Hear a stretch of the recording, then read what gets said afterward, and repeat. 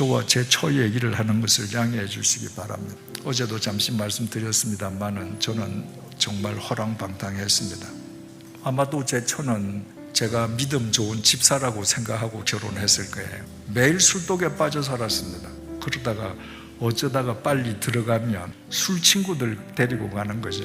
제 처는 대학에서 성악을 전공했습니다. 술집에서 술을 먹다가 괜히 객기를 한 번씩 부리고 싶으면 제 처를 술집으로 오게 해서 노래를 시켰습니다. 그런데도 저한테 한 번도 싫은 내색을 한 적이 없습니다. 그래서 저는 제 처는 본래 하나님께서 저런 성품을 내려주셔서 저렇게 매사에 그저 착하게 사는가 보다, 그러고 감사했습니다. 1984년 8월 2일 새벽 2시에 그날도 제가 꼭지가 돌도록 술을 먹고 아파트로 들어가는데 그날 우연히 제가 제 주머니에 손을 넣었습니다. 저희 집 아파트 열쇠가 손에 잡힌 거예요. 저는 술을 먹고 아무리 늦게 집에 들어가도 새벽 1시든 2시든 벨을 눌렀습니다. 근데 그날 우연히 주머니에 아파트 열쇠가 잡혀서 왠지 오늘 내가 한번 열쇠를 열고 들어가 볼까? 술 취한 김에 그런 생각이 들었습니다. 그래서 아파트 열쇠를 돌려서 문을 열고 들어갔습니다. 저희 부부방으로 들어갔더니 천정에 불은 다 꺼지고 방바닥에 조그만 스탠드가 켜져 있는데 저 처가 저를 기다리다가 엎드려서 잠이 들어 있었습니다. 근데 머리맡에 노트가 하나 이렇게 펼쳐져 있는데 노트가 이렇게 물이 흘러서 얼룩이 이렇게 져 있었습니다. 그런데 그날 왠지 그 노트에 글이 뭔지 읽어야 될 것 같아요. 그래서 그 글을 읽었습니다. 그 내용이 이렇습니다. 나는 오늘도 버스를 타고 수유리 너머로 갔다. 시골길을 하염없이 걸으면서 오늘도 역시 어김없이 죽음을 생각했다. 약을 먹고 죽을까 아니면 손목을 그어 죽을까. 그러나 그것은 내가 취할 길이 아님을 나는 다시 한 번 더 확인하고 되돌아왔다. 나를 살리기 위해 십자가에서 돌아가신 주님께서 주님의 뜻을 위해 내게 주신 남편이므로 나는 사랑해야만 한다. 나는 할 수 없지만 주님께서 사랑하라 명령하심으로 나는 사랑해야만 한다. 주님 도와주세요. 나의 약함을 주님께서 잘 아시잖아요.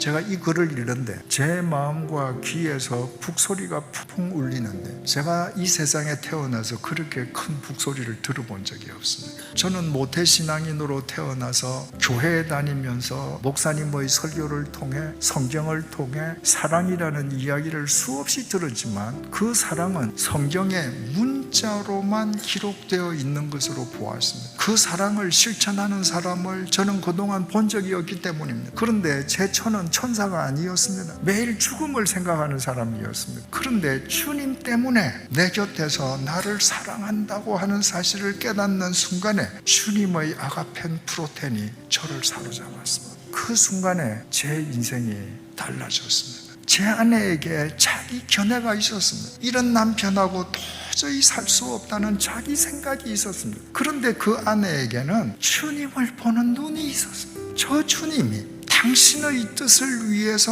나한테 주신 남편이다. 그러므로 사랑해야 한다. 그 주님의 부르심에 순종하는 일상을 살았습니다. 그 부르심에 순종하는 일상, 그 소명의 삶이 허랑방탕하던 남편의 인생을 바꿨습니다. 여러분, 제 자랑이 아닙니다. 저 아프리카에 가도 남미에 가도 크리스찬들의 집에 가면 제 책이 한두 권 있는 걸 발견합니다. 지구 반대편입니다. 제 처는 저하고 결혼해서 33년 동안 합정동에서 살면서 합정동을 떠나본 적이 없습니다. 그러나 그가 주님을 바라보는 눈을 갖고 주님의 부르심에 매일 순종하는 소명의 삶을 살고 그로 인해서 남편이 바뀌었을 때 그 소명의 삶이 지구 반대편에 있는 누구에겐가 영향을 미칩니다.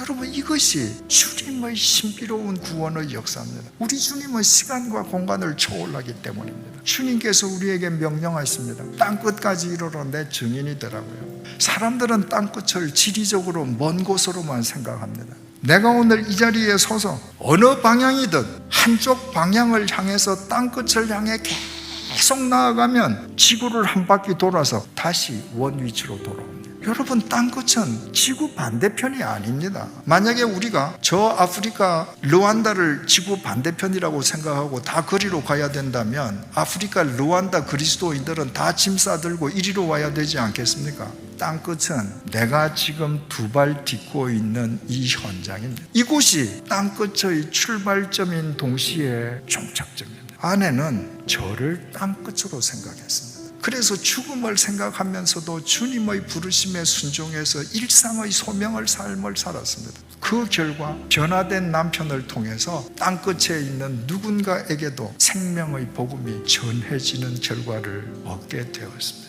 여러분, 오늘 밤에 왜 오셨습니까? 주님이 부르셨기 때문입니다.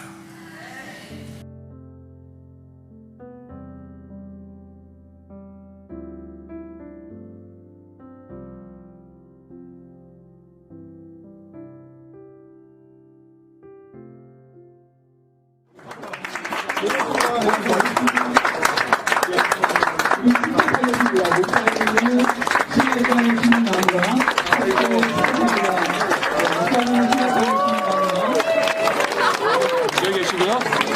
한쪽도 축복합니다. 목사님께 손을 시간가는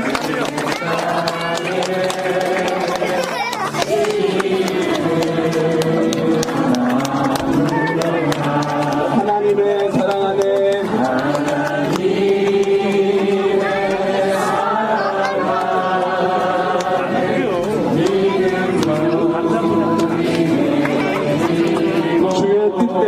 주의 뜻대로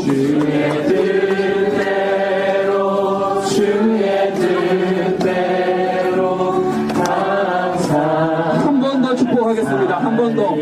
목사님은 시냇가에 심은 나무라. 심은 나무라.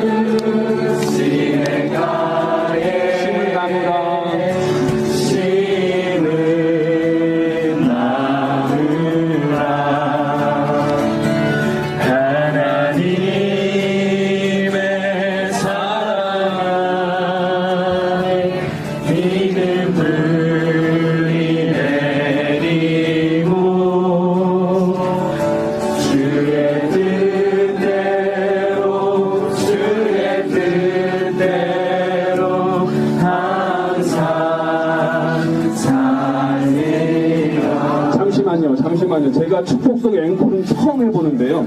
제 목회 18년째 처음 해봅니다. 축복송 앵콜을. 다른 축복송으로 목사님과 권사님을 축복하고 싶습니다.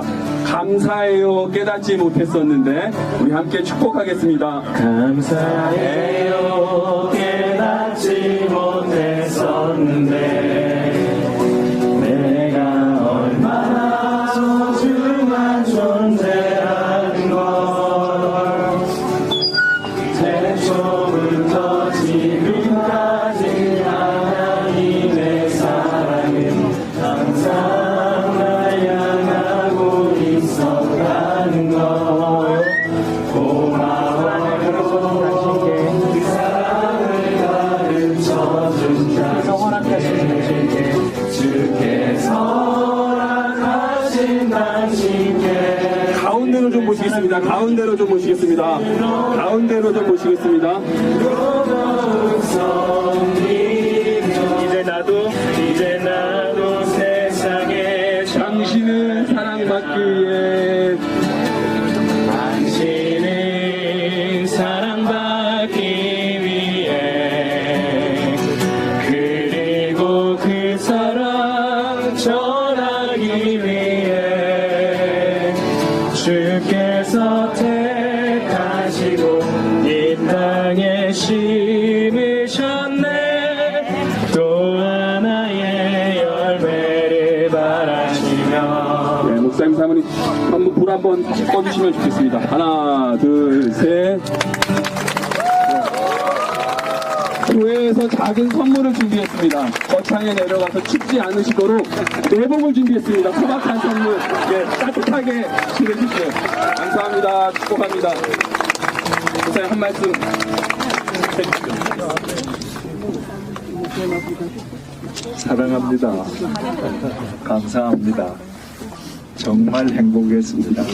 축복합니다. 감사합니다.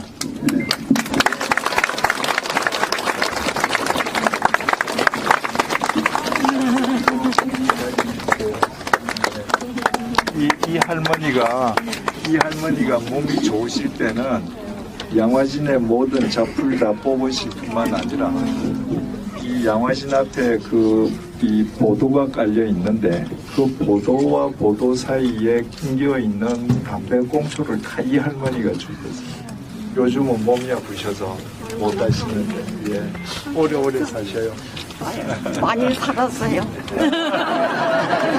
목사님 품 안에 앵겨서 사진 하나 찍고 싶어요. 사진 많이 찍었습니다. 목사님 아버지가 다 일러주시고 해주시고 목사님하고 똑같이 해라고 그러죠. 얼마나 감사해요. 목사님 불경 인사 이제 하시면서.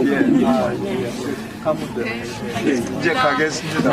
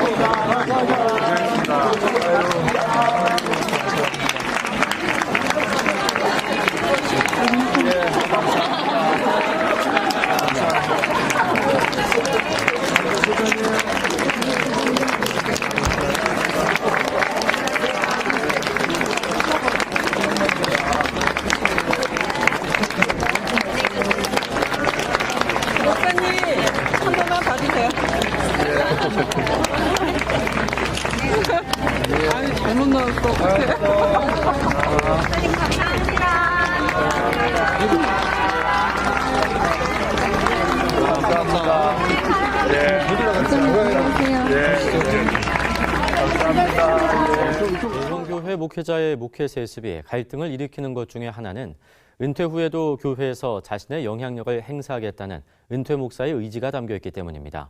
이런 가운데 지난주일 소박한 고별 설교를 마치고 낙향한 100주년 기념교회 이재철 목사의 퇴장이 우리 사회에 큰 울림을 주고 있습니다. 이재철 목사는 후임자에게 부담을 주지 않도록 멀리 떠난다며 교인들에게는 이재철 목사를 철저히 버리라고 당부했습니다. 조혜진 기자입니다. 추수감사주일 고별 설교를 끝으로 13년 4개월간의 100주년 기념교회의 사역을 마치고 경상남도 거창군으로 낙향한 이재철 목사. 이 목사는 주님의 부르심에 소임을 다한 뒤 교회를 떠나기 위해 담임 목사가 됐다며 본인의 떠남은 여러분들이 저를 버림으로써만 완결된다고 당부했습니다. 저의 떠남은 여러분들이 저를 버림으로써만 완결됩니다. 따라서 여러분들은 이제 저를 버리시되 적당히가 아니라 철저하게 버리셔야 합니다. 이 목사는 돈을 모으지 않는 부부의 형편을 고려해 전국에 평당 10만 원의 땅을 찾다가 거창군의 한 마을에 정착하기로 했다며 그 마을에 사는 80명의 주민들과 빚을 갚는 마음으로 살겠다고 말했습니다. 꿈에서조차 생각해 본 적이 없는 거창군 웅양면 산 중턱의 마을에서 저희 부부의 마지막 사도행전 29장을 일상의 삶으로 엮어갈 수 있도록 거침없이 섭리해 주신 하나님의 은혜에 어찌 제가 감사하지 않을 수 있겠습니까? 특히 이름 없이 봉사를 담당해준 교인들에게 감사의 마음을 전한 이재철 목사는 4인 공동 담임 목회자와 함께 삶으로 사도행전 29장을 써내려가 달라고 당부했습니다. 교회는 지난해 여름 영성과 교회학교, 목회, 대외 업무 등 4명의 공동 담임 목회자를 세운 바 있습니다. 하나님의 그 거침없는 은혜 속에서 온 교우님들과 후임 공동 담임 목사님들 그리고 온 교역자들이 한 마음으로 주님의 슈페르테스와 마르티스가 되어 100주년 기념교회의 사도행전 29장을 일상의 삶으로 엮어가십시오. 은퇴 예우금도 퇴임식이나 이취임식 같은 일체의 행사도 없이 자신을 철저히 잊어달라는 고별 설교로 마무리한 이재철 목사의 아름다운 퇴장이 어지러운 한국교회에 커다란 감동을 전하고 있습니다. CBS 뉴스 조혜진입니다. 너희들이 어떻게 무엇을 입을까 더 잘 입을까 염려하냐. 저 공중에 저 들의 백합화를 한번 보거라. 쟤들이 수고하고 집상하냐. 안 하지 않니? 근데 내가 너희들에게 말하거니와 솔로몬의 옷도 저 백합화의 영광 견주지 못한다. 오늘 있다가 내일 아궁이에 던져지는 들풀도 하나님께서 이렇게 입히신다면 하물며 너희이겠냐. 믿음이 좋은 자들아. 우리는 이 구절을 보면서 선뜻 납득하기 어려울 때가 있습니다. 우리나라에서 백합화는 귀한 꽃이잖아요. 백합화는 오늘 있다가 내일 아궁이에 안 던져집니다. 정말 품위 있게 생긴 꽃이거든요. 고귀하거든요. 그래서 그 백합화는 사람들이 집에 화병에 넣으면 그게 시들 때까지 물 주고 그대로 간직하지 않습니까? 그런데 주님께서 오늘 있다가 내일 아궁이에 던져질 들풀도 왜 풀을 얘기하시면서 그렇게 고결한 백합화 얘기를 하셨을까? 우리 한글 성경을 보면 이해 안 되는 것이 있습니다. 그런데 주님께서 이 말씀을 하실 때 헬라 말로 크리논이라고 하셨는데 이 이스라엘 팔레스타인의 크리논 백합화는요 우리나라의 백합화가 아닙니다.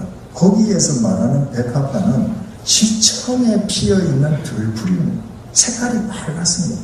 그러니까 백합화처럼 안방 장식품이 아니고 아무도 꺾어가지도 않아요. 꼭 우리나라로 따지면 민들레입니다. 여러분 봄에 민들레를 꺾다가 안방에 꽃병에 꽂아두는 사람이 있습니까? 거의 없죠. 왜? 민들레는 지천에 피어있거든요. 바로 그 꽃을 얘기합니다. 자, 저 지천에 피어있는 저 백합화 더 쉽게 주석을 가해서 저 민들레 좀 봐라. 저 민들레 제가 수고하고 길쌈하니? 사람들이 뽑고 뽑지 않니? 그런데 제가 피어난 저 아름다운 저 자태를 한번 봐라. 솔로몬의 옷이 못하냐.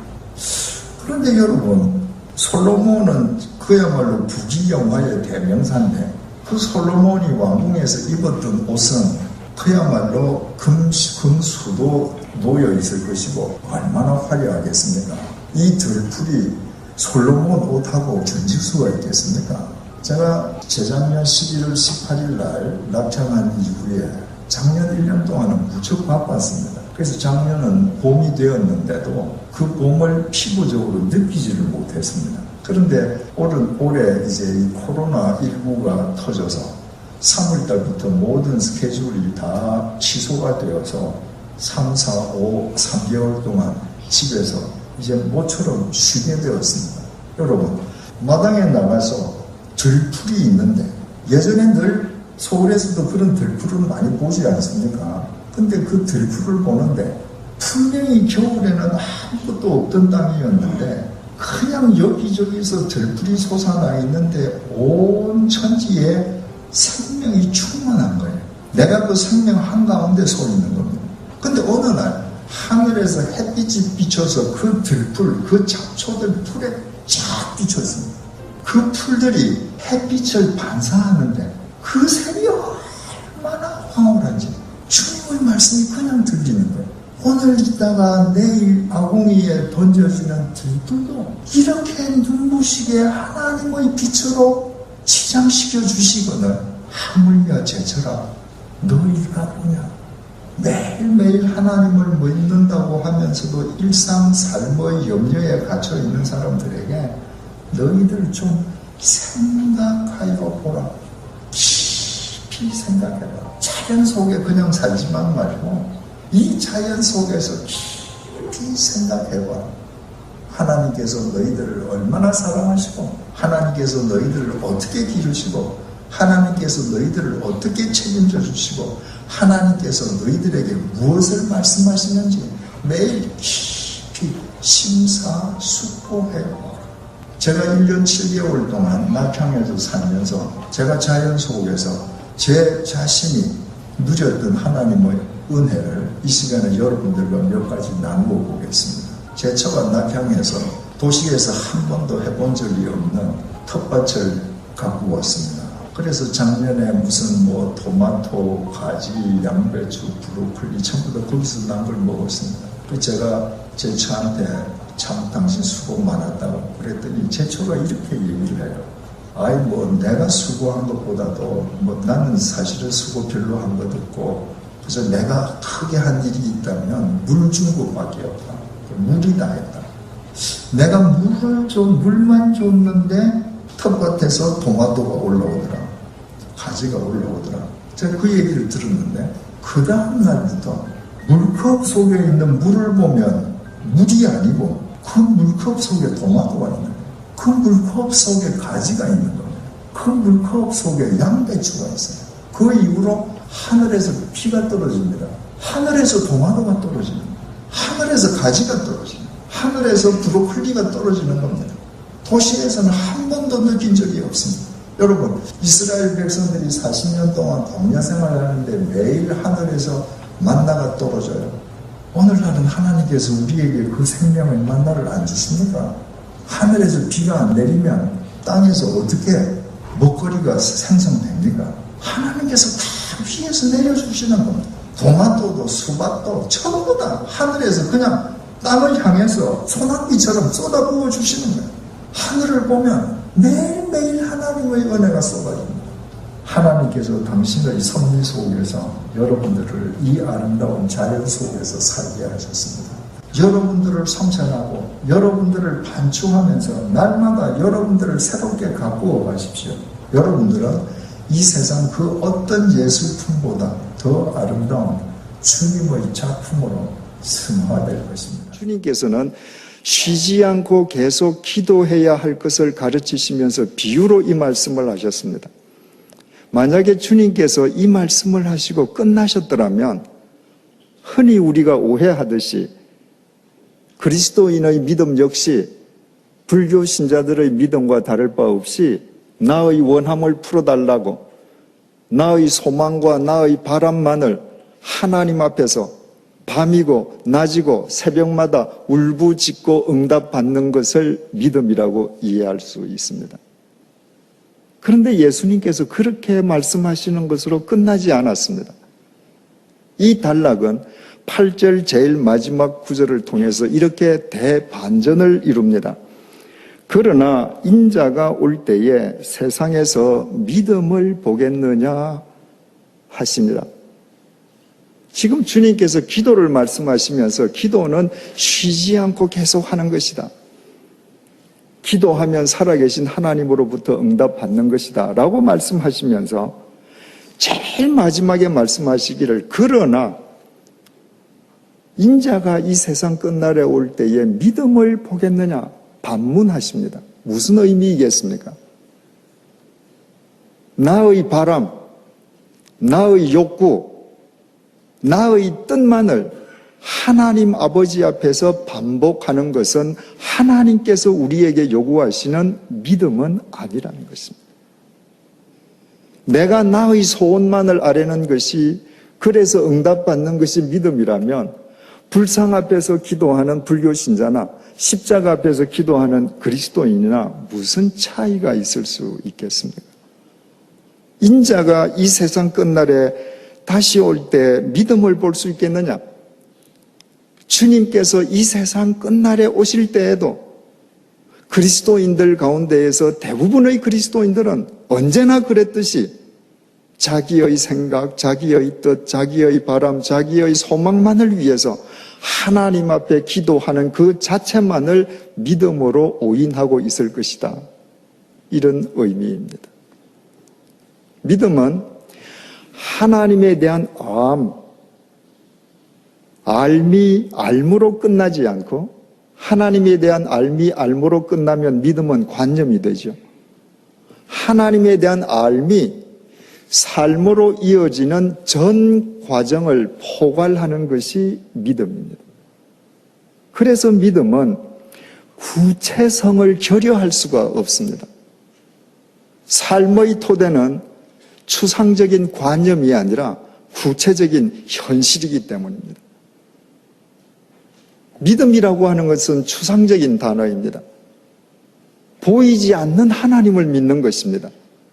그러므로 믿음이 무엇인지 구체적인 의미로, 구체적인 단어로 그것을 해석하고 재정립하려는 노력을 지니지 아니하는 한 우리의 믿음은 아무리 열심을 가진다 할지라도 추상성에서 벗어날 수가 없습니다.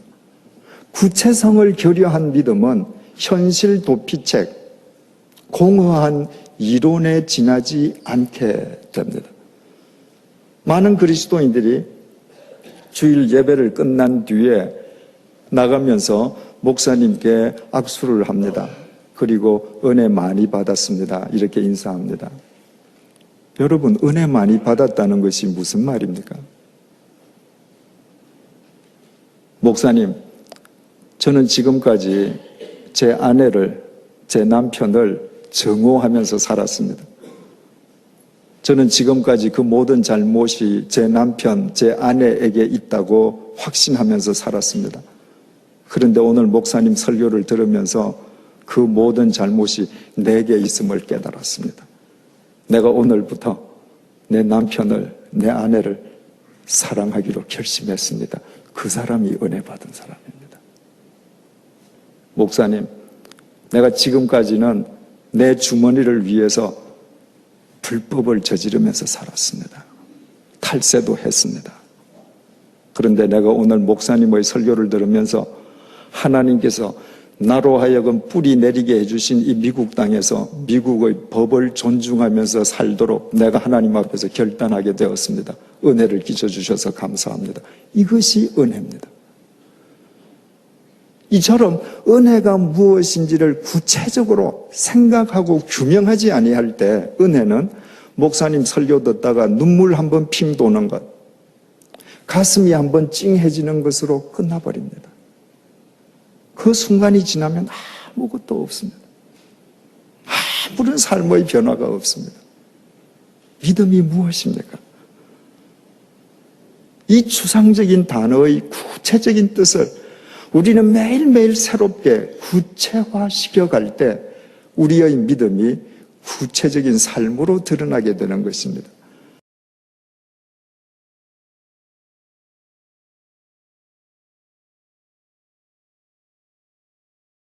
요즘 네티즌 사이에선 2018년 은퇴한 이재철 목사가 소환되고 있다. 이 목사는 서울 100주년 기념교회에서 고별 설교를 하면서 여러분들은 지금부터 이재철을 버리셔야 합니다.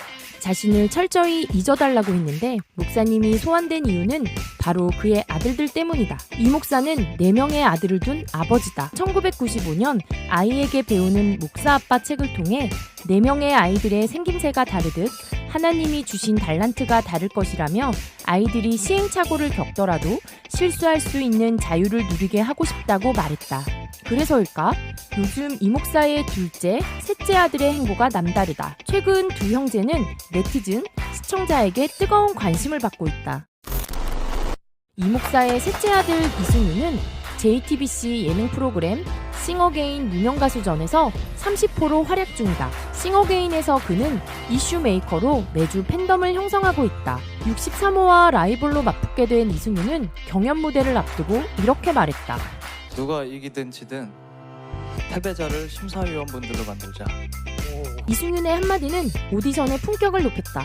심사위원의 평가가 참가자의 운명을 가르는 오디션 프로그램에서 그는 승패와 무관한 공연장으로 탈바꿈시켰다. 이효리의 치티치티 뱅뱅 노래를 자신만의 스타일로 소화한 그는 강력한 비트에 리드미컬한 그루브, 웅장한 현악, 강렬한 록 사운드 등을 결합시켜 오디션에서 듣기 힘든 과감한 편곡으로 심사위원들을 놀래켰다. 30호는 이날 어디에서도 보기 힘든 새로운 음악의 탄생이라는 심사평을 받으며 심사위원들을 진짜 패자로 만들었다. 이승윤은 중학교 때부터 기타를 시작했는데 큰형이 기타를 치는 모습이 멋져 보여서라고 밝혔다. 솔로 가수 겸 밴드 알라리 깡숑의 보컬인 그는 2016년 정식 데뷔했지만 이름을 알린 것은 싱어게인을 통해서다. 탈락 후보에서 추가 합격으로 싱어게인 4라운드에 진출한 이승윤이 어떤 결과를 보여줄지 기대감을 높인다. 안녕하세요. 천재 이승국입니다. 이승윤의 형이자 이 목사의 둘째 아들은 천재 이승국 채널을 운영 중인 인기 유튜버이다. 구독자 27만 명을 보유한 그는 영화 및 드라마 리뷰, 코믹 영상 등 다채로운 콘텐츠로 사랑받고 있다. 가장 화제가 된 영상은 2019년 할리우드 스타 배우 드웨인 존슨과의 인터뷰였다. 식상하고 뻔한 질문이 아닌 수준 높고 진정성 있는 인터뷰에 드웨인도 감탄을 금치 못했다. 5분으로 제한된 인터뷰가 9분으로 늘어난 것을 보면서 네티즌은 이승국은 진짜 천재다라고 반응했다. 이승국은 지난해 JTBC 스튜디오와 전속 계약을 체결하고 유튜브 크리에이터 활동 외에도 진행자, 광고 촬영 등 다방면에서 종합 방송인으로 가능성을 인정받고 있다. 30호 이승윤과 천재 이승국이 형제인 것을 알게 된 네티즌은 두 사람 다 매력 넘치는 미친 유전자라는 반응이다. 이재철 목사님, 어떻게 이렇게 멋진 아들로 키워낼 수 있었나요? 이 목사 가정의 자녀 교육 헌장은 신명기 6장 7절이다.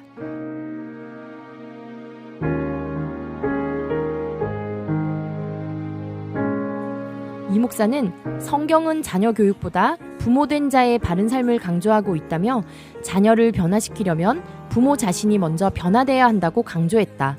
또 가족의 날로 정한 금요일 저녁에는 온 가족이 모여 함께 식사하고 자녀와 대화의 시간을 갖고 있다고 했다. 이 목사는 또 나는 아이들을 목사의 자녀로 키우지 않았다고 고백했다. 목회자의 아이들이 삐뚤어지는 것을 참 많이 봅니다. 목사의 자식들로만 키웠기 때문입니다. 저는 내 아들 중 어떤 아이에게도 너 목사들이 왜 그래 라고 말한 적 없습니다. 대부분의 목사들이 자녀와의 관계에서 갈등을 낳는 경우가 많습니다.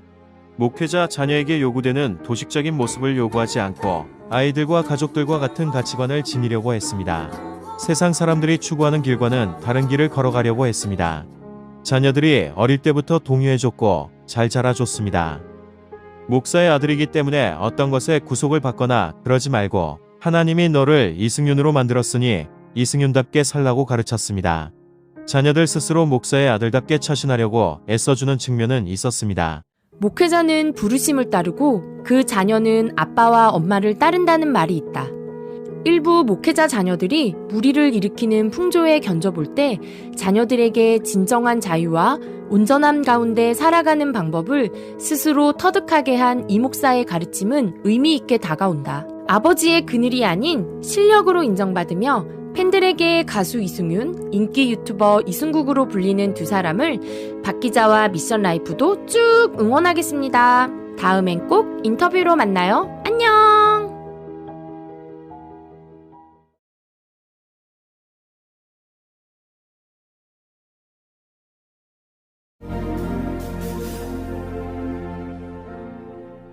허리를 숙여 돌을 주라 물러서지 마라 눈을 감지 마라 오늘 내가 이곳에서 너와 함께함을 똑똑히 보라 내 발 옆에 그 돌을 주라 자신 없어 마라 예비된 돌이 지금 내가 너와 함께 서 있을 것이라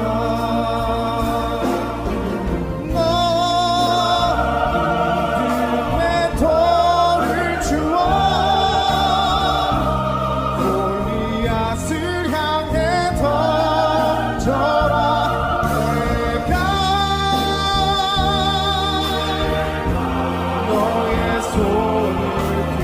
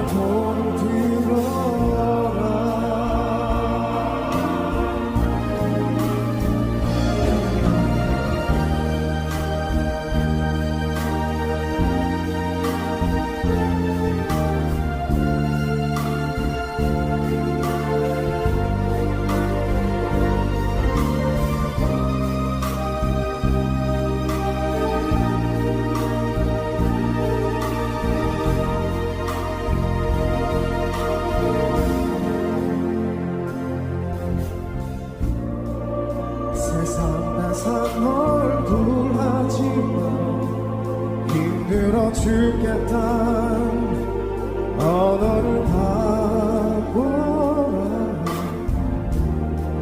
오늘 내가 이곳에서 너와 함께함을 똑똑히 보라.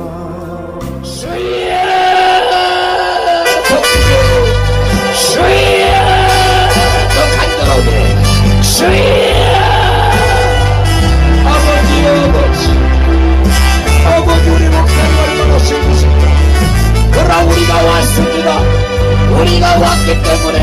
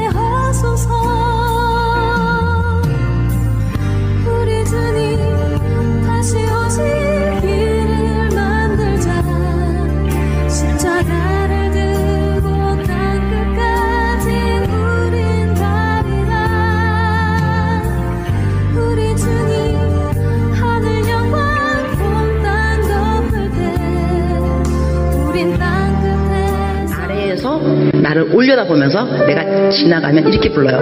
연애! 목이 터져라. 연애! 연애! 막 이런데 얼마나 내 이름을 부르는지 나한테 아무것도 달라 그런 건 없어요. 그러나 내가 알아요. 얘네들 신발이 없어요. 맨발로 다니거든요.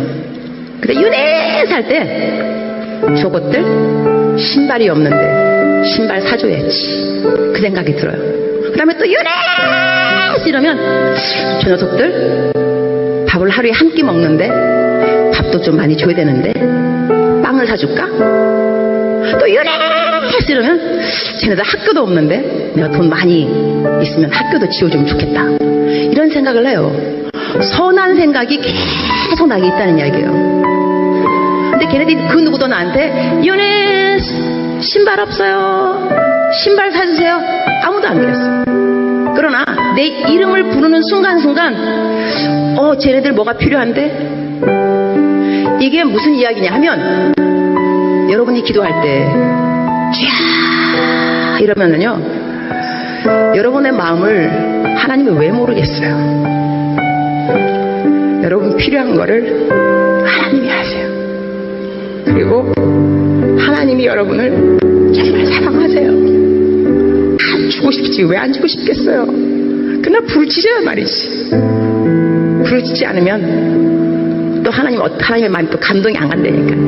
그래서 오늘은 여러분의 필요가 있을 겁니다. 어떤 것이 필요로 하는지 그것이 공부인지 돈인지 건강인지 관계 회복인지 아니면 영성의 회복인지 하나님 알고 계십니다. 겉으로 크게 내가 말로 표현하기 싫으면 어려우면 불편하면 그냥 주여 이름을 부르세요. 주여.